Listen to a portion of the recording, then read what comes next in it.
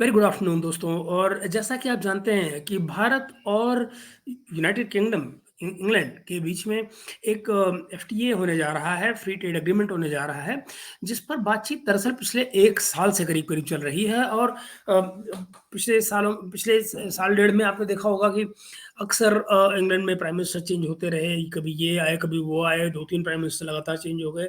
और उस सारे चक्कर में ये हुआ कि एफटीए कहीं बीच में अटका रहा। और ज़ाहिर है कि विद इन कैबिनेट जो यूके में था, वहाँ भी दिक्कतें रहीं, भारत के साथ में चीज़ें बन नहीं पा रही थीं। लेकिन जब से ऋषि सुनक आए हैं, तब से इस बारे में कुछ पॉजिटिव डेवलपमेंट शुरू हुई हैं। और उस डेवलपमेंट के नतीजे में अब दोनों ही देशों ने काफ़ी तेज़ी से इस पे काम किया है। और हालत ये बनी है कि इस महीने के आखिर में शायद ये एग्रीमेंट साइन हो जाएगा। ऋषि सुनक इस मंथ के आखिर में इसको साइन करने के लिए, इसकी फॉर्मल अनाउंसमेंट के लिए भारत आने वाले हैं। और मोदी जी के साथ मिलकर फिर वो इस पर साइन होंगे और अनाउंसमेंट होगी। लेकिन मेरा आज का जो सब्जेक्ट है वो इसमें ये है कि दरअसल इसमें भारत के लिए क्या पाने को है और क्या उम्मीद नहीं करनी चाहिए। देखिए, ये जो एफटीए यूके के साथ हो रहा है, इसमें भारत को मिलने के लिए बहुत थोड़ा है, बहुत सीमित है, बहुत लिमिटेड बेनिफिट्स हैं इसके। कोई बहुत लंबे-चौड़े बेनिफिट्स इसके हैं नहीं। हाँ, ये है कि ग्लोबल ट्रेड में एक और कंट्री के साथ आपका एफटीए हो जाएगा, वो अलग बात है, बट बियॉन्ड दैट इसका कोई बहुत मायने नहीं है। मैं इस बारे में आपसे और डिटेल इस पर बात करता हूँ। देखिए, भारत के जो यूके को एक्सपोर्ट्स होते हैं यूनाइटेड किंगडम को, उनमें मेजॉरिटी पर ऑलरेडी या तो उन एक्सपोर्ट्स पर बहुत कम कोई टैरिफ है या है ही नहीं। ये जो दोनों कंट्रीज जो हैं, इसमें एंड ऑफ इस महीने के एक्सपेडाइट जरूर कर रहे हैं और तेजी से इस पे काम हो रहा है, लेकिन मिलने के लिए इसमें भारत को बहुत सीमित है, बहुत ज्यादा नहीं है। बल्कि देखा जाए तो इस एफटीए से इंग्लैंड को ज्यादा फायदा होने वाला है। कंपैरेटिव टर्म्स में भारत के मुकाबले में इंग्लैंड को उससे ज़्यादा फ़ायदा है। देखिए, मैं बताता हूँ कैसे है। ये इस सारे डिफरेंस के बावजूद दोनों कंट्रीज़ ने इसमें काम किया है, महीने के आखिर में साइन हो रहा है और सब कुछ है। देखिए, टेक्सटाइल हुआ, अपैरल हुआ या फुटवियर हुआ या इवन एग्रीकल्चरल प्रोडक्ट हुए। ये सर्टेन आइटम्स ऐसे हैं जो इस सारे में बेनिफिट करेंगे बेसिकली।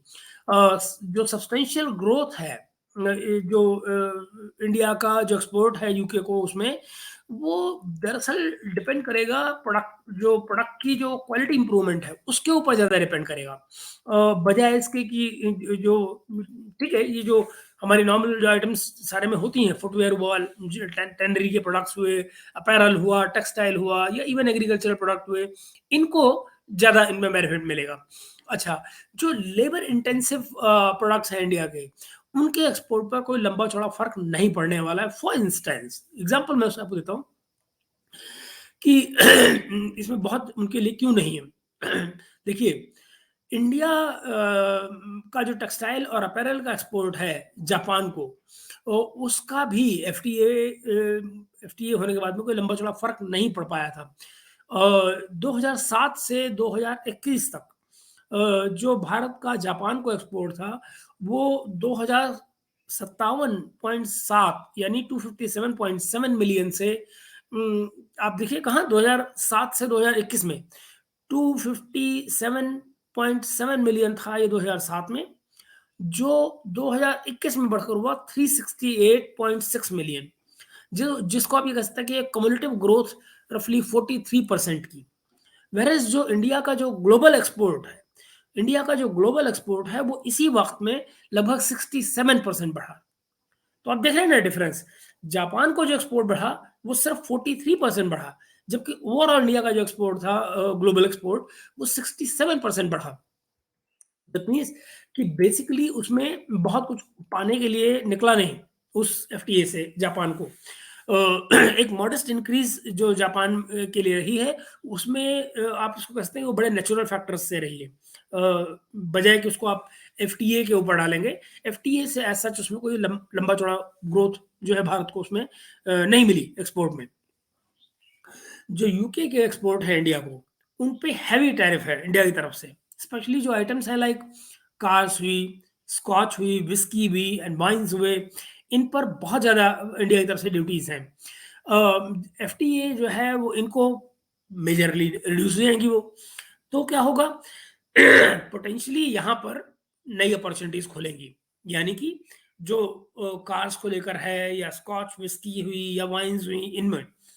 हाउएवर जो इंडिया की रिलक्टेंस है उम, कुछ सर्टेन सेक्टर्स में, जैसे कि डेयरी प्रोडक्ट्स, डेयरी में इंडिया को बहुत रिलक्टेंस है बिकॉज पॉलिटिकल सेंसिटिविटीज उसके साथ जुड़ी हुई हैं, जो इंडिया की जो पॉलिटिकल सेंसिटिविटीज है वो उसमें बहुत कनेक्टेड है। इसके इससे एक और बात पता लगती है, उससे पता ये बात लगती है कि जो इंडिया की इंपोर्ट ओपनिंग्स होंगी यूके की तरफ से, वो सेलेक्टिव होंगी, जिससे कि जो ताकि कहीं जो इंडिया की जो अपनी जो डोमेस्टिक क्वालिटी है उसको एनहेंस किया जा सके, तरह से देखा जाए तो ये ज़्यादा फायदे का होगा, इसके अलावा नहीं। इसके अलावा जो इंडिया इंपोर्ट करेगा यूके से, वो सेलेक्टिव आइटम्स ही करेगा। तो ये है वो किस्सा। इसके अलावा आप देखिए जो इंडियन टैरिफ हैं ब्रिटिश कार्स में, वो 100% है। ब्रिटिश कार्स जो इंडिया में इंपोर्ट होती हैं उन पर 100% ड्यूटी है। स्कॉच विस्की हुई, वाइन्स हुई, इन पर एज मच एज 150% ड्यूटीज हैं। जो सिंपल एवरेज टैरिफ है इंडिया में जो यूके से आने वाली जो गुड्स हैं उनके ऊपर, वो लगभग 14.6% है, 14.6% जो है वो टैक्स है। तो आप ये पाएंगे दोस्त कि इस सारे सिनेरियो में जो कि मैं आपको सामने रखा, आप पाएंगे कि दरअसल इंडिया में जो इंपोर्ट होता है ब्रिटिश, वो सिलेक्टिव होगा। उन आइटम्स को का जिन पे जो जो हैवी ड्यूटीज वाली हैं, ब्रिटिश कार्स हुई या वाइन्स हुई, विस्कीज है, ये इस तरह की चीजें हैं, बट एक ओपन एरिया उनको नहीं मिल पाएगा। एक्चुअली इसके कंपैरिजन में आप ये देखिए तो ऑस्ट्रेलियन प्रोडक्ट्स को हमारे यहाँ पर काफ़ी अहमियत मिली है। ऑस्ट्रेलिया को भी इसमें बहुत फ़ायदा हुआ है। उनकी भी जो लिकर प्रोडक्ट्स हैं जो हमारे यहाँ आ रही हैं, उनको अच्छा खासा बेनिफिट इससे हुआ है। तो लेट अस सी कि विच वे इट गोज़। बट मेरा जो मानना है वो ये कि यूके वाले इस एफटीए से भारत के लिए बड़ा लिमिटेड गेन है। जो मेजर गेन होने वाला है इसमें, वो खुद ब्रिटेन को होने वाला है, और शायद इसीलिए जो ब्रिटिश गवर्नमेंट है वो इतनी ज़्यादा कीन है कि जल्दी से जल्दी इसको किया जाए, क्योंकि दरअसल उनकी उनकी इकोनॉमी भी डाउनवर्ड है। तो उनका एक्सपोर्ट उनको जो एक्सचेंज अर्न करेगा वो इकोनॉमी के लिए बेनिफिशियल होगा। तो मित्रों, ये छोटा सा एक अपडेट था, मुझे लगा आपको देना जरूरी है, क्योंकि ये आने वाले दिनों में भारत की इकोनॉमी पर बहस चलेगी इसको लेकर। तो अभी के लिए इतना ही अपडेट, और आपसे वही दरख्वास्त हमेशा की तरह कि kindly do like the video, subscribe the channel if you have not, and हम लोग मिलते हैं अगले वीडियो में अपनी बातचीत को जारी रखते हुए। Thank you very much for now, have a lovely day.